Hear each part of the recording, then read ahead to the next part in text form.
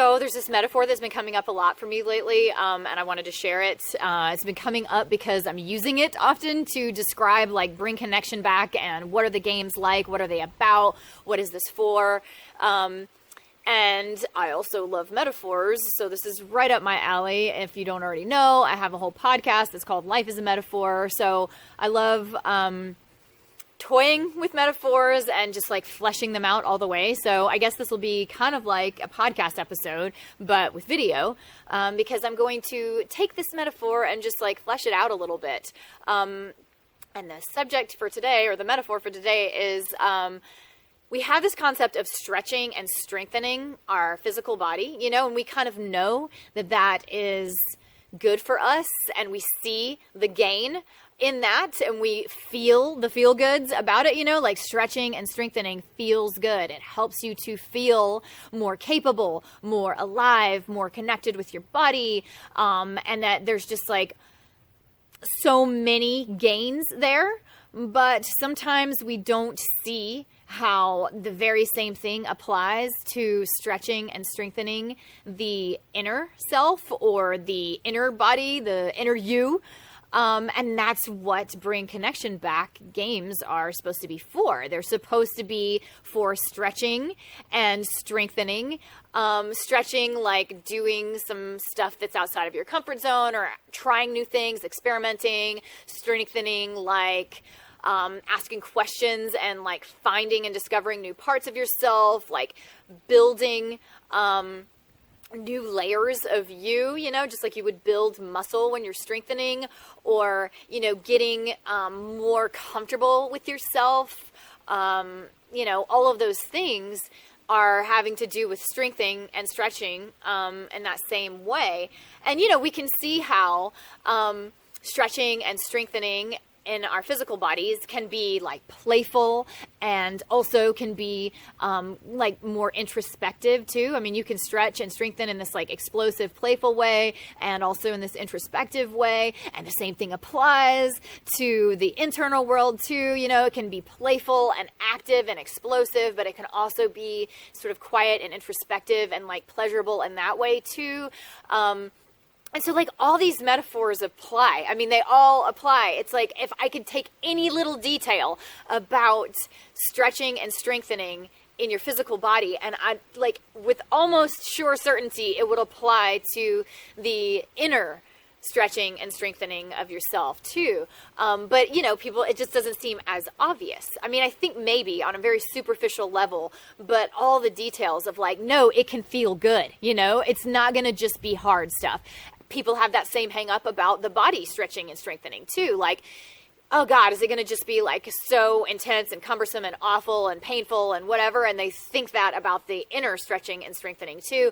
But, you know, we've like made our way around that to some degree, and like realized to some degree, like, no, some stretching feels amazing. And if that stretching that feels amazing to you is the slow, easy, quiet, introspective kind, then like, hey, maybe you should take that approach or try that approach in your inner stretching of the self too, because maybe that'll be what you like better too.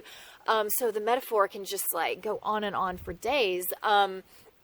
But yeah, there are ways that it can feel good. It absolutely feels good to stretch and strengthen in that immediate physical, like I'm connected with my body, my muscles feel warm, and I'm like feeling alive. And that happens in the inner you stretching and strengthening too. There's like this immediate thing of like, I'm doing things, I'm trying things, I'm getting connected with these muscles and these parts of myself, like willingness and playfulness and, you know, all these things, these inner muscles, you know, and it does feel good in the immediate. It absolutely can. But also there's like other ways that it feels good too, that are not just the immediate. Like when you are stretching and strengthening your muscles and you know that you're building them, you know, and you're increasing your range of motion and you're becoming more capable, you know that it's making you function better everywhere. And it's the same. It's the same. It's the same. It's the same. That's like why I love the metaphor in the inner you too, in the inner stretching and strengthening. You are building building new parts of yourself, strengthening, getting more comfortable with you, knowing you better. You're definitely getting stronger and stretching that range of motion of you and your experience. Your inner experience. It's not just your experience of you, but your experience of everything has a broader range of motion because you're more flexible. Another metaphorical word, but you're more flexible in the inner realm, the non-physical realm. You can see things in different ways because you've shifted your perspective and tried different experiences, and you can conceive of, something that's happening in your inner world being some other thing that isn't what it feels like. You can conceive that like, hey, yeah, maybe when she said that, she actually meant it this way or something like that, because those things get more flexible in there the more that you stretch them or something. I mean, that's just like a practical application for how it can happen, but it isn't exactly how we do our games. Our games are just us experimenting things with things and, stretching us in the meantime. And so, then you have this more full range of motion in the inner world, this more full range of possibilities, and therefore a more full experience or range of you and of life in general, because you're experiencing life in its full possibility range of motion, because you're stretched out, you're warmed in there, you're more supple, all of those things. And so you're functioning better. It's the same thing, just like having better range of motion increases your functioning in, the physical realm. Having more range of motion, more suppleness, all of that increases your function in all areas of life in the non-physical realm too. So, I feel like we say it over and over, but like, what do I actually mean? Like, you will feel more alive. You will be functioning better everywhere. And you won't exactly know how, because it's not a 1-for-1. It's like, it's because of this inner stretching that's happening when we're just playing these games and trying things. So there's that. And then the capability, I'm saying you're going to function better because there's really more capability. You are, just like in your physical body, when you are building muscle, you're increasing what you're capable of. You can lift more. And when you're stretching, you're increasing what you're capable of. The, ways that you can move, you are actually increasing what you're capable of. And making more possibilities happen. That's how your capability is getting improved. Same thing, inner world. I'm like saying these things in their most tiny detail because I feel like it has to be emphasized. Like, same thing in the inner world when you are strengthening and stretching all this inner stuff. Even if it's just like doing something goofy or feeling embarrassed and like stretching into that, like it's okay. Or, asking yourself a question that you've never asked before and kind of learning a new thing or building a new aspect of you. You're stretching and strengthening. And so you are increasing capability. You're actually increasing your capability, your possibilities, and of course your functioning improves. And, then they say with physical, increasing of your range of motion and capability and stretching and strengthening, it like reduces the risk of injury. It makes you more healthy, more capable, more in enjoyment of your own physical body because you can use it more. You're in control of it. There's like better control, better connection, communication with your body, all those things. And you prevent injury, and are more capable. And woo, if it's not the same thing, I sound like a dork, I'm sure, but I just get really fired up about this because it's the same thing. You prevent injury. It's really the same, metaphorical statement. You have more flexibility, more range of motion. You're preventing injuries for sure because I used that example earlier, you might see 15 different ways you could take the sentence that just came out of that person's mouth. Or you take yourself a little less seriously. Or you're okay with being embarrassed, or you're okay with being a little pissed if you need to, because you're just like more flexible that way, and stronger that way. And so you are preventing a lot more little small injuries, because it's okay. You have the adaptability, which is also a word that's used a lot in the physical realm, like when you're doing physical stretching and strengthening, but you have that inwardly too, that adaptability that you can, just roll with it, and lots of possibilities can be, on the table, and you can flex, and, you're just capable, and, kind of keep rolling with it. So there's that, the injury prevention for sure. And there's, oh man, I can't even remember what I was saying. I said them when I was talking about the physical realm. Now I can't remember how they go back into the inner realm. Whatever. They all apply. And that's what I love so much about this, because it's just like, if we need to emphasize why the inner world stuff is important, okay, I'll use the outer world to emphasize it, because we've already hit these topics usually in our culture and our daily life of like the benefits, of having more capability in the physical realm. Oh, it was health. That was one of the things that I was talking about, just like balance and health and being more connected to your body. Direct translation. Like, I probably didn't even need to come back and revisit that, because it just directly translates to that inner world too. It's like, yeah, it's more health, more aliveness. You feel like you're really living, which is another statement that I said all the time when I was doing all of the different courses. And, it's like, do people get that? Because I feel it. I really get it, because I've really been doing these exercises, and I'm hoping that they are really feeling it too. And I think that if people are doing them, they are. But, if I'm explaining the how, because that's hard to do, it's this metaphor right here. How? Well, how are people feeling more alive? Well, because they're feeling more in capability, more in control, more in connection, more in communication with the non-physical part of them too, with just them in general. Because why? Is anything special happening? No, actually just play is happening. They're just trying things, doing the stretching and the strengthening. It's that, and it's what's doing the work for them.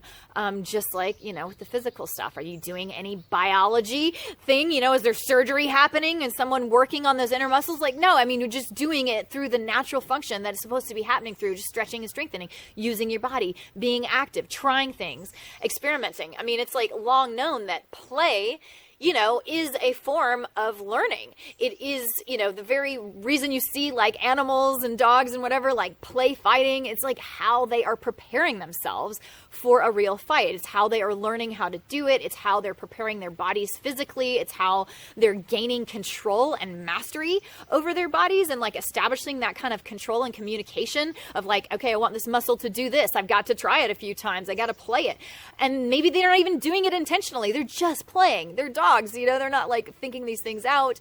We're humans. We do think these things out, but it all happens like, in that, subtle way. I don't know. It's like a byproduct kind of way, where you don't have to consciously be efforting. You just have to be active and playing.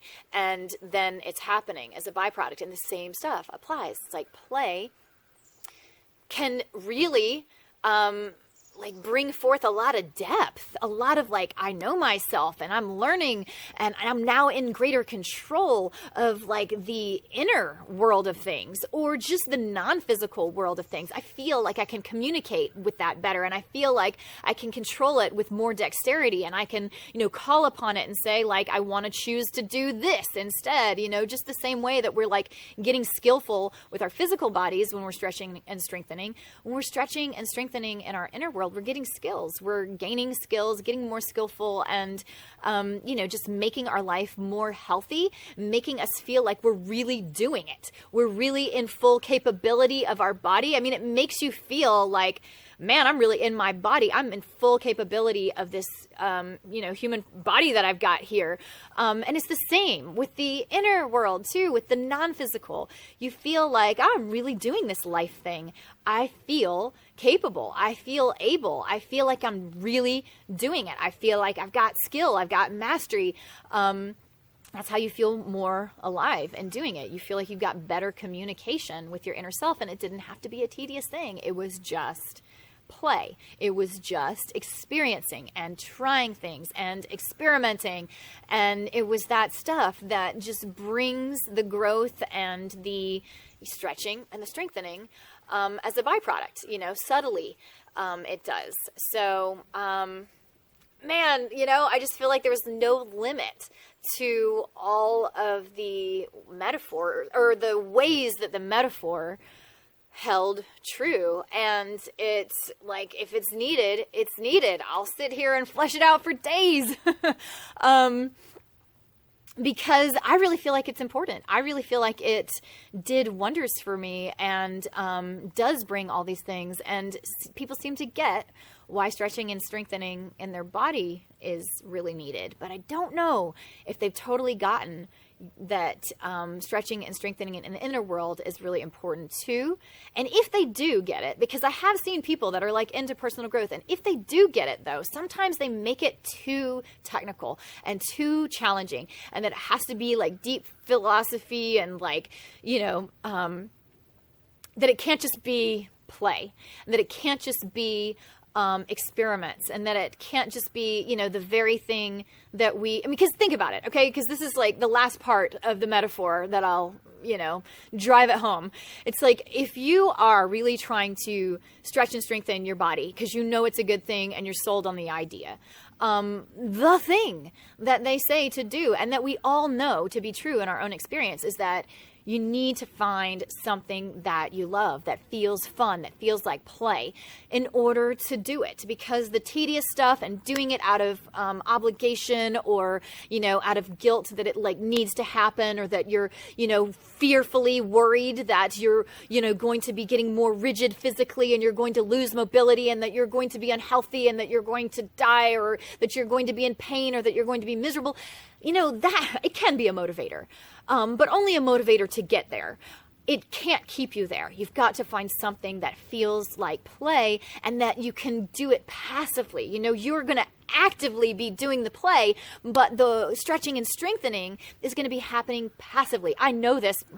Why just hit me in the head? I know this because I've been teaching aerial dance for years, and like people come there for that very reason. They want something to feel playful, like getting in a silk and flipping upside down, and it feels like they're on the playground again. And that's why it's like, whoa, this actually really made me feel like something was, playful, and it felt like art, and it felt like I was expressing myself, and it felt great. And that's why I kept at it. And then it's making my body feel great, and there's so much stretching and strengthening that's happening, and it's so much better than doing reps or whatever. And we know that about the physical way to stretch and strengthen, but like, same applies like for this inner world stuff too.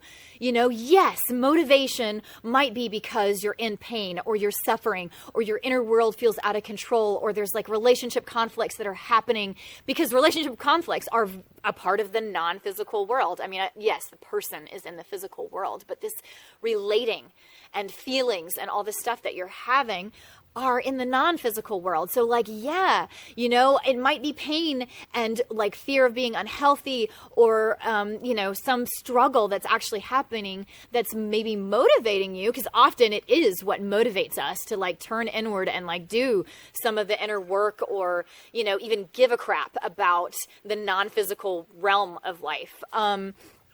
But it might be a good motivator, but it's not enough to really like make it fun and keep at it, and like have it be a real part of your everyday life and your health, the way that, stretching and strengthening and like physically, incorporating movement into your life in a way that like makes it a part of your everyday.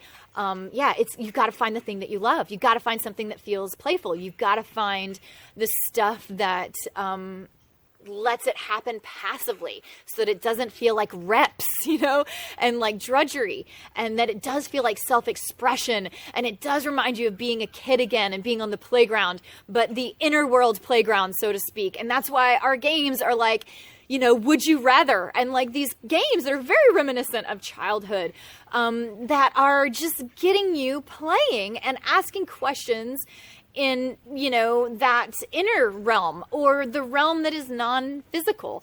The games that you would play as kids that weren't physical games, but just, non-physical inner world games, like Would You Rather. I mean, that's the one that's coming to my mind, but we got tons. And some of the physical stuff, like wrestling, and like pushing at each other in that playful way. Like, these are the things that get the inner world asking questions and get that stuff moving and let the stretching and strengthening happen playfully. That still feel good, that still feel like play, and that feel like, yeah, I can enjoy this. And that's what we're trying at. That's what Bring Connection Back is. It's like a wide variety of stuff to try to see which way of play you like, to get you playing more, to get you more willing to play, so that you can find the thing that you like, find the thing that you love that's going to keep you at the stretching and the strengthening.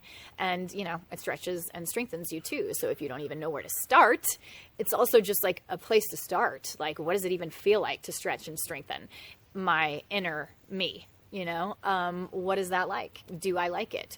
Are there varieties of it I like? All of it. So that is my metaphor. I'll leave it there as promised. There's probably a million other ways I can think of this metaphor playing out, and like, I hope you see a million other ways for it to play out too, because, that's it. That's my answer to the question, what is Bring Connection Back? What are those games? What are you doing?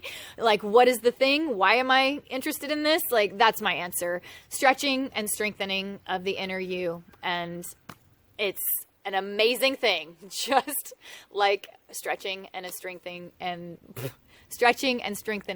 the outer you.